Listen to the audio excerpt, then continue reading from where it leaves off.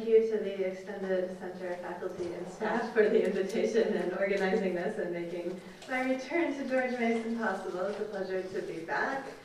Others have already addressed the historical and theoretical approaches to sectarianism, so I am not going to do a Bernard Lewis for you this morning, but I will do an Osama Makdisi very briefly. I want to begin with his definition of sectarianism, which I find very useful, which refers to the deployment of religious heritage as a primary marker of modern political identity. And for Makdisi, sectarianism is a process through which a kind of religious identity is politicized, even secularized, which I will be drawing on, as part of an obvious struggle for power.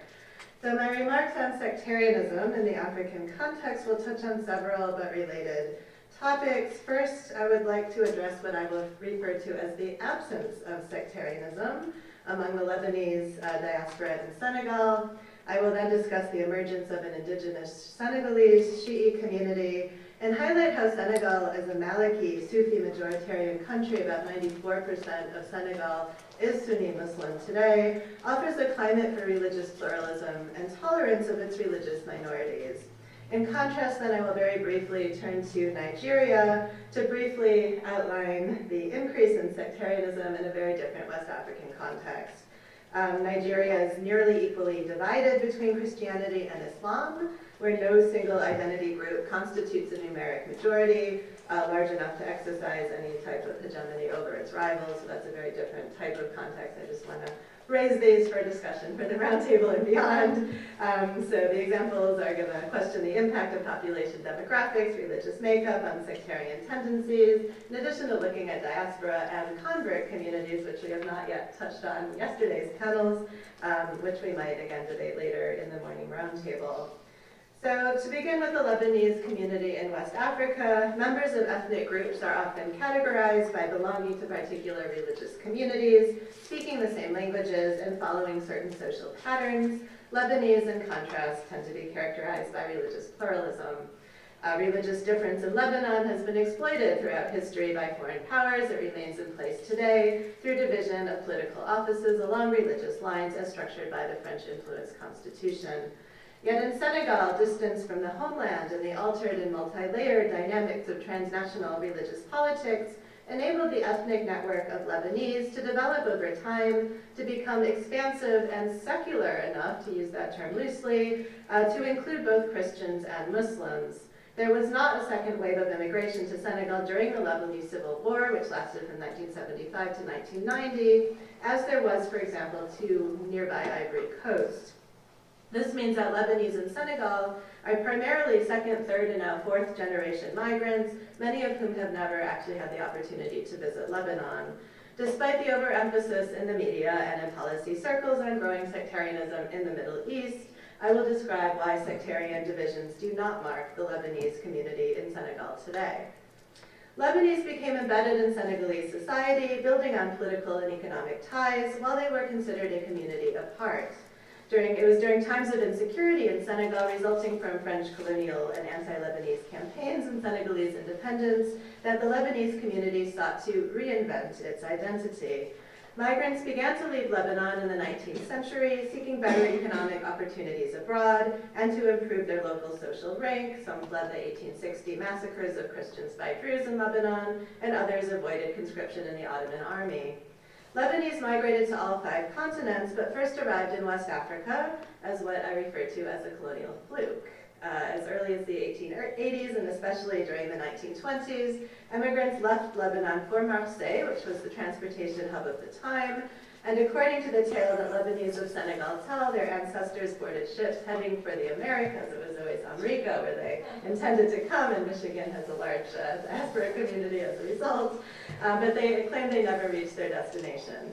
Ships stopped at Dakar, and French colonial power convinced the Lebanese to stay in West Africa to work as intermediaries in the peanut trade between French in the cities and Senegalese in the rural areas.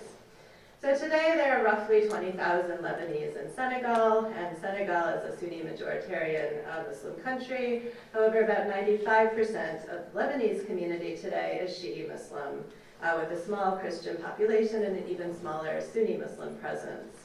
Muslim and Christian demographics, however, were more evenly balanced during the first generation of Lebanese in Senegal. And although religious differentiation has remained strong in Lebanon, my informants repeatedly emphasized to me throughout the course of my fieldwork that there are no problems between Muslims and Christians in Senegal, of course assuming that I assumed that there were always these sectarian tensions in Lebanon, and they very clearly acknowledged that by stressing the fact that there were none in Senegal. So over time, as I will argue, Lebanese religious differences began to be accommodated by the religious institutions, which include a Maronite church, which was actually the first Lebanese religious institution established in Senegal and all of West Africa, established in 1954. This was followed by a Shi'i Islamic Institute in 1978, and very, very recently a Lebanese Sunni mosque was built only a few years ago in Dakar, and I have not actually had an opportunity to visit that yet.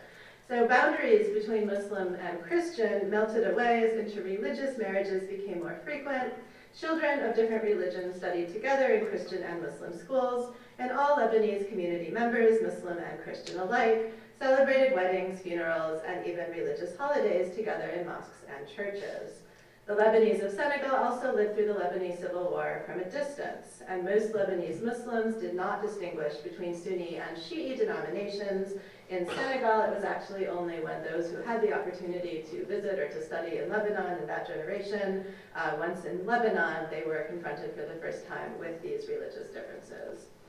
So in Senegal, Lebanese constructed their identities in response to empire politics and colonial rivalries, which caused continuous tensions between religion, ethnicity, race, and nationalism.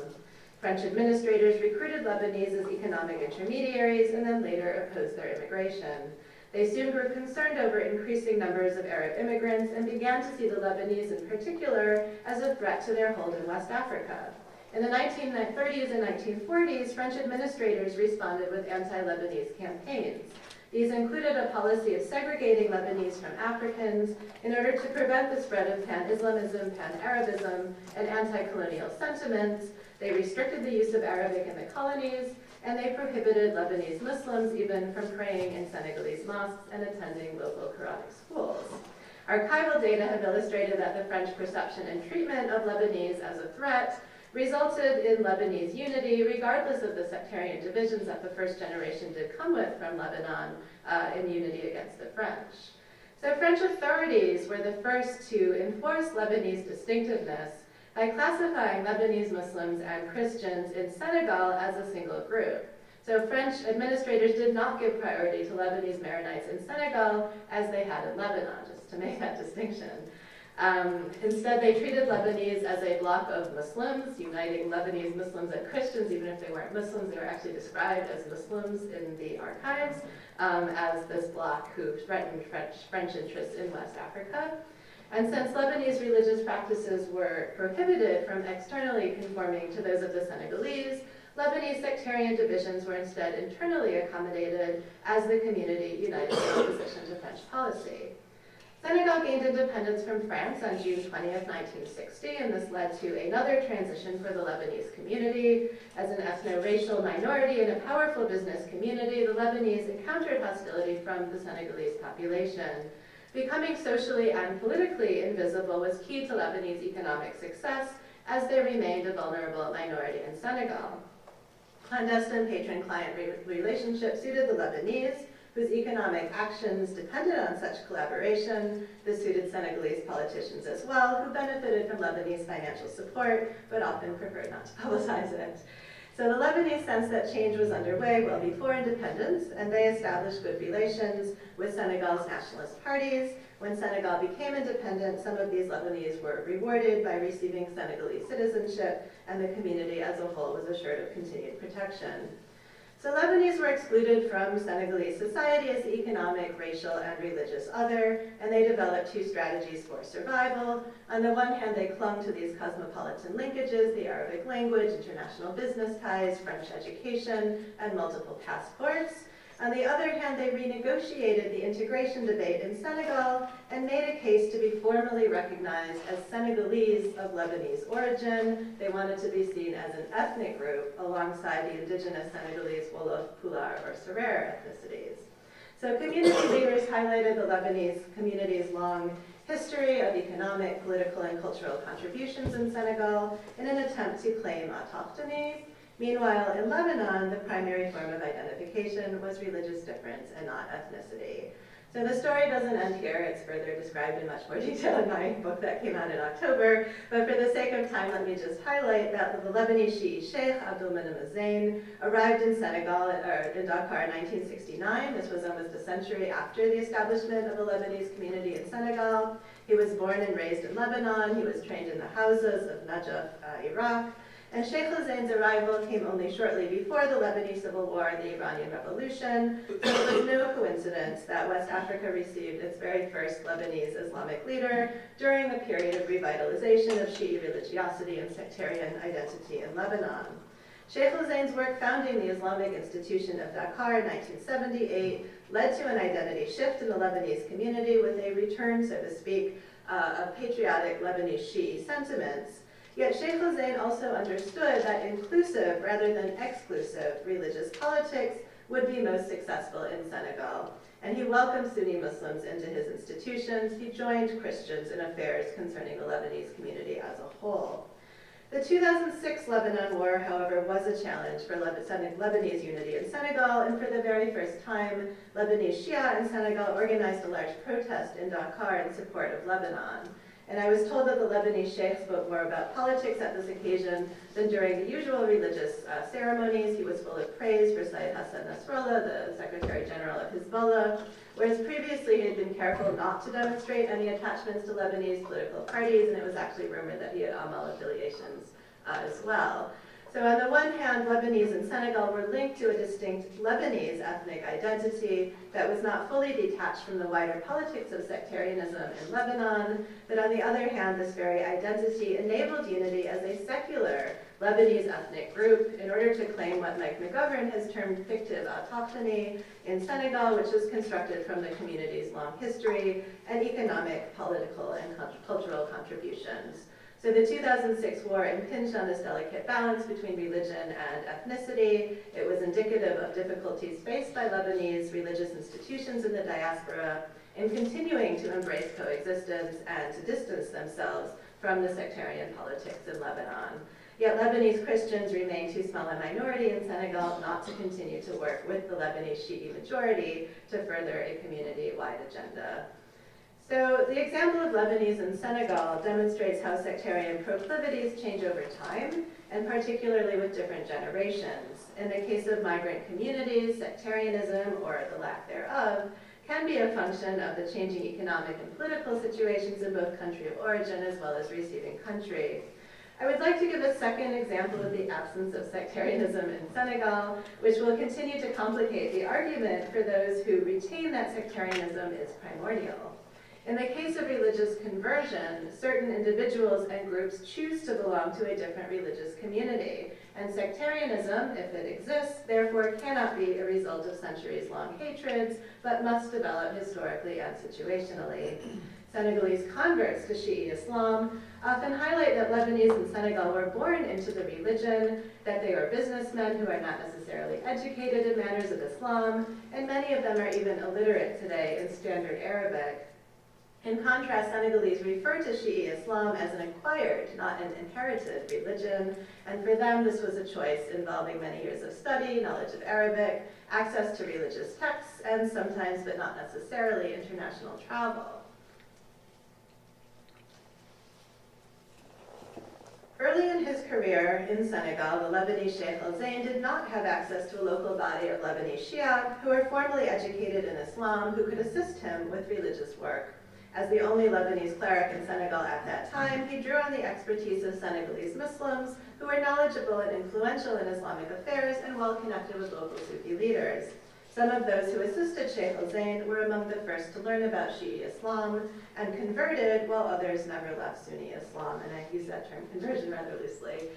Secondly, Iran has a history of economic cooperation with Senegal from the time of the Shah, but the embassy was closed in 1984 for encouraging Islamic propaganda.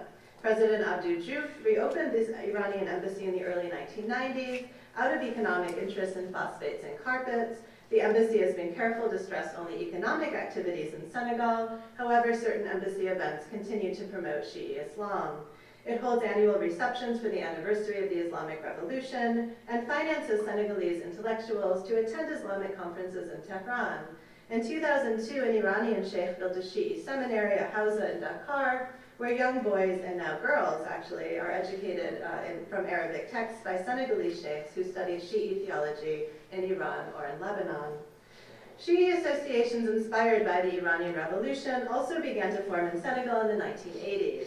These can be understood as part of the larger movement for Islamic reform in West Africa. The origins of Sunni reform movements in Senegal can be traced back to the 1930s to the gradual concentration in urban areas of students who returned from studying in religious centers of the Middle East and North Africa. Referred to in French as arabisants, these young men were fluent in Arabic, well-versed in textual Islam, and often unable to succeed in Senegal's modern Francophone sector. Many became Arabic teachers in Senegal secondary schools and formed Islamic associations.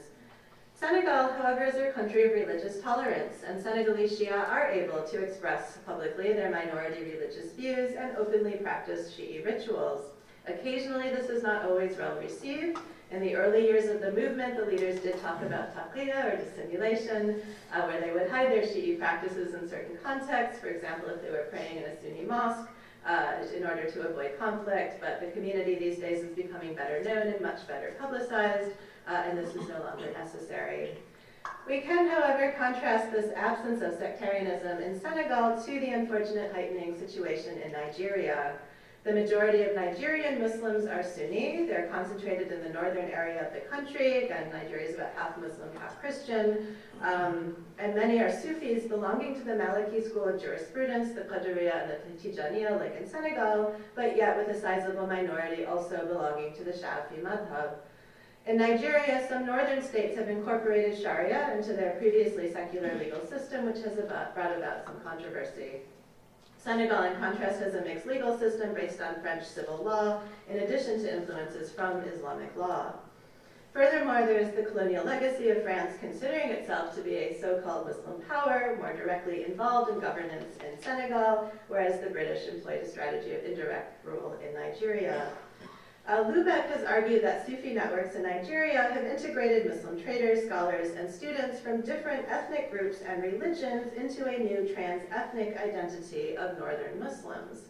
In contrast, the primary Senegalese identity remains by ethnic group, given the Sufi Muslim majority in the country. So in addition to the development of a thriving Sufi Muslim community, Nigeria has also seen the growth of a neo-Salafi reformist movement, in particular the Izala, or the Society for the Removal of the Innovation and the Restoration of Tradition. Its leader, Abu Bakr Gumi, held that Sufism is filled with un-Islamic innovations, and he was easily able to recruit unemployed Muslims, university graduates, into his movement. This original Nigerian reformist movement eventually splintered into other groups, especially following Gumi's death in 1992, which included Boko Haram, which we of course hear about all the time today. Additional fragmentation resulted when a Shi'i movement broke off from the Muslim Student Society in Zaria, which was supported by Iran. This culminated in a crackdown last December on the Islamic movement in Nigeria, also called the Young Brothers, by the Nigerian army, when the leader of Nigeria's Shi'i movement, Ibrahim Zakzaki, was shot and detained, and hundreds of Nigerian Shia were reportedly killed and buried in mass graves. Boko Haram has also condemned and led attacks against the Shia in Nigeria for being heretics. Zakzaki has been a vocal advocate for an Iranian-style revolution and has rejected the secular state. He's called for campaigns against the West, against Christians, the Izala, as well as the military governments. Nigeria's Shi'i movement itself splintered following tensions regarding Zakzaki's supposed refusal to recognize the laws of Nigeria and accusations of his running a movement as a state within a state. Zakzaki's goals are very different from those of the Shi'i movement in Senegal, whose leaders actually distanced themselves from his so-called radicalism. Senegalese Shi'i goals are instead to spread the Islamic education and ideas about development in the absence of state resources. They are proponents of religious coexistence, and they work within the laws of the land, yet some scholars and policy workers today are more worried about the possibility of an increase in Islamic sectarianism in Senegal, not least because of the 2012 conflict in neighboring northern Mali and the recent ISIS attacks in Mali, Burkina Faso, and Ivory Coast. They're really predicting Dakar is going to be next. I was in Senegal a few weeks ago for a conference, and there was a noticeable increase in security. And one of the Senegalese Shi'i organizations with which I work also was in the process of increasing their security. And in the meantime, they ceased their weekly Thursday evening communal prayers a few months ago as a result. The leader of the Senegalese organization, Shi'i organization, also alluded to changes at the state level that might be encouraging an increase in sectarian divisions in Senegal.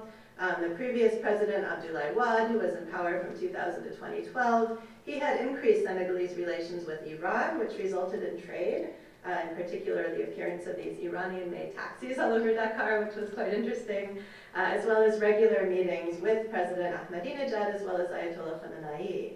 Yet diplomatic ties between Senegal and Iran were severed once again in February 2011. Iranian weapons were found in Nigeria, which Senegalese authorities believe were destined via Banjul in the Gambia for anti-government rebels in the southern separatist Casamance region of Senegal.